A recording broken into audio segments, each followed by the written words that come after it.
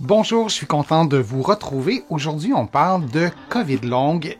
On va vous donner des conseils, des astuces peut-être aussi pour améliorer votre condition, pour améliorer votre qualité de vie. Et j'ai l'immense bonheur de vous présenter les prochains contenus avec une collègue, Frédérique Daigle, qui est physiothérapeute à la clinique universitaire de réadaptation de l'Estrie. Bonjour Frédérique, ça va bien? Salut Denis, ça va bien, merci et toi?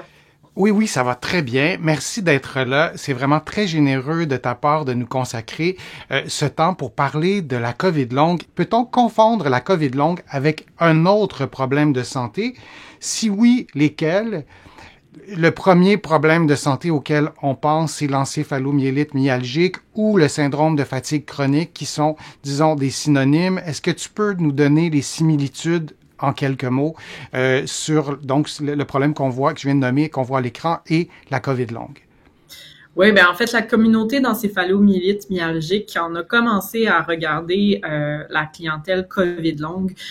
Ça a vraiment été une communauté qui nous a appuyés, qui nous a aidés à comprendre ce qu'étaient les malaises post-efforts, entre autres, qui est très différent puis qui n'existe pas nécessairement dans d'autres maladies. Donc ça, c'est un trait commun entre l'encéphalomyélite myalgique ou le syndrome de fatigue chronique et la COVID longue. Je vais t'interrompre, Frédéric. Donc, si on a le malaise post-effort, c'est sensiblement le même que ce soit pour la COVID longue ou le syndrome de fatigue chronique. J'ai bien compris? Tout à fait. Est-ce qu'il y a d'autres similitudes avec le syndrome de fatigue chronique et la COVID longue? Comme pour le syndrome de fatigue chronique, le nom le dit, là, il y a de la fatigue souvent dans les deux maladies. Puis, ce sont des maladies qui touchent plusieurs systèmes. Donc, on peut avoir des symptômes, par exemple, de douleur, on peut avoir des symptômes, par exemple, cardiaques, on peut avoir des symptômes vraiment de toutes sortes, très variés dans l'encéphalomyélite comme dans la COVID longue.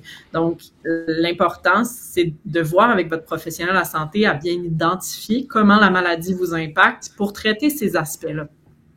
Et il y a d'autres maladies aussi qui ressemblent, et tu nous l'as déjà dit, hein, il y a des dizaines et des dizaines de symptômes. Donc, si on a des symptômes plus intestinaux, ben, ça peut ressembler à des maladies qui touchent les intestins. Si on a, par exemple, des douleurs un peu partout dans notre corps, ben ça peut ressembler un peu à la fibromyalgie. Donc, c'est pas simple de démêler tout ça, mais oui, ça peut ressembler à d'autres problèmes de santé. Le syndrome de fatigue chronique, c'est le premier qui nous vient en tête. Et c'est important aussi d'adapter le plan de traitement en conséquence. Et peut-être ce qu'on pourrait rajouter, tu me diras ce que tu en penses, Frédéric, quand on a un doute, ben, il faut être traité. Un doute à savoir est-ce que c'est tel problème de santé ou la COVID longue, faut être traité. Et si ça ne fonctionne pas, si on ne répond pas bien au traitement, par exemple en réadaptation, en physiothérapie ou en kinésithérapie de l'autre côté de l'Atlantique, ben peut-être qu'on n'a pas la bonne piste, il faut la changer. Est-ce que tu as quelque chose à rajouter là-dessus, Frédéric? Tout à fait. Il faut travailler en équipe avec les professionnels de la santé, puis les professionnels de la santé entre eux. Donc, moi, je travaille de façon très rapprochée avec les médecins pour m'assurer justement qu'on comprend bien qu'est-ce qui se passe chez le patient, puis qu'on investigue bien les problématiques.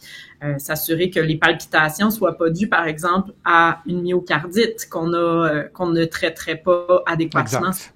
on la détectait pas. Donc, d'où l'importance du travail en équipe. Je te remercie beaucoup, Frédéric. La COVID longue, c'est oui une nouvelle maladie, mais on sait de plus en plus de choses sur ça. Tu en suis des patients qui ont la COVID longue, tu en suis depuis des années. Merci d'avoir partagé ton expertise. Est-ce que tu as une chose à ajouter ou un conseil à donner ou quelque chose à dire en terminant? Je vous dirais, si vous êtes touché par la COVID longue, si vous avez des proches qui sont touchés par la COVID longue, ne restez pas seul avec cette maladie-là. Si votre médecin de famille ou si vous n'avez pas de médecin de famille, mais si votre médecin ne vous a pas référé vers d'autres services, faites vos recherches, mais ne restez pas seul à la maison. Il y a des choses à faire pour vous aider. Évitez de pousser les machines. Ça sert à rien en COVID longue. Il faut apprendre à s'écouter, à se respecter, à éviter les malaises post-effort. Puis moi, j'en ai des patients qui se sont améliorés. J'ai pas de boule de cristal, mais j'ai beaucoup d'espoir en la science pour que la médication également soit poussée puis avancée, puis qu'on trouve des solutions pour cette maladie-là. Alors, on termine sur ce commentaire positif. Merci encore, Frédéric. Merci à vous d'avoir participé. N'hésitez pas à écrire vos commentaires, à poser vos questions dans le fil de discussion, même si vous nous écoutez pas en direct. Moi, je vais relire toutes les questions. On préparera d'autres vidéos sur la COVID longue, sur d'autres sujets aussi. Donc, je lis tous vos commentaires. C'est toujours un plaisir de vous présenter ces contenus et je vous dis à une prochaine fois, à une prochaine vidéo. À bientôt.